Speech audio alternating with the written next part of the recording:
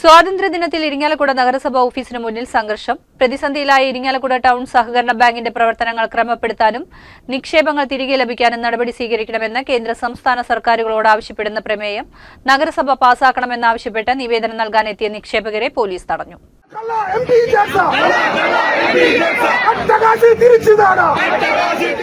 ഇതോടെ സ്വാതന്ത്ര്യദിനത്തിൽ നഗരസഭാ ഓഫീസ് പരിസരം സംഘർഷവേദിയായി. നഗരസഭാ ഓഫീസിന് മുന്നിൽ നടന്ന സ്വാതന്ത്ര്യദിനാഘോഷ ചടങ്ങ് കഴിഞ്ഞതോടെ ദേശീയ പതാകകളുമേന്തിയാണ് നിക്ഷേപകർ എത്തിയത്. തങ്ങൾ സമരം നടത്താൻ എത്തിയതല്ലെന്നും എത്തിയതിന്റെ ലക്ഷ്യം നിക്ഷേപകർ വിവരിച്ചുവെങ്കിലും പോലീസ് വഴങ്ങിയില്ല. ഒരുമിച്ച് പോകാൻ കഴിയില്ലെന്നും അവധി ദിനമായതുകൊണ്ട് നഗരസഭാ ഓഫീസിൽ ഉദ്യോഗസ്ഥർ ഉണ്ടാകില്ലെന്നുമുള്ള നിലപാടാണ് ആദ്യം പോലീസ് സ്വീകരിച്ചത്. ഇതേ തുടർന്ന് പ്രകോപിതരായ നിക്ഷേപകർ നഗരസഭാ ചെയർമാൻ കൂടിയായ ബാങ്ക് ഭരണസമിതി ചെയർമാൻ MP ജാക്സണെതിരെ മുദ്രാവാക്യങ്ങൾ മുഴക്കി. സ്വാതന്ത്ര്യദിനാഘോഷം പൂർത്തിയായിട്ടും ഏതാനും ഭരണകക്ഷി കൌൺസിലർമാരും കോൺഗ്രസ് പ്രവർത്തകരും ഇതേസമയം നഗരസഭാ ഓഫീസിന് മുന്നിൽ നിന്നിരുന്നു.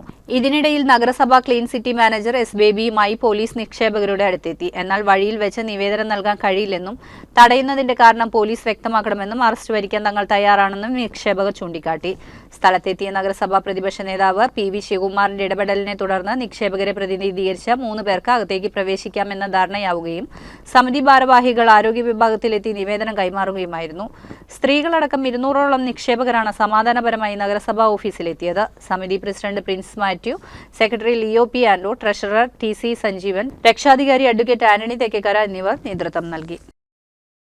വിശ്വാസത്തിന് സ്വർണത്തിന്റെ പൊൻതിളക്കം, ഏറ്റവും കുറഞ്ഞ പണിക്കൂലി, ഏറ്റവും മികച്ച ഡിസൈനുകൾ, ഹോൾസെയിൽ വില, ജ്വല്ലറി മാനുഫാക്ചറിംഗ്, പഴയ സ്വർണ്ണാഭരണങ്ങൾക്ക് മികച്ച വില, എക്സ്ചേഞ്ച് സൗകര്യം, customised jewellery works. MR gold and diamonds, temple road, Triprayar.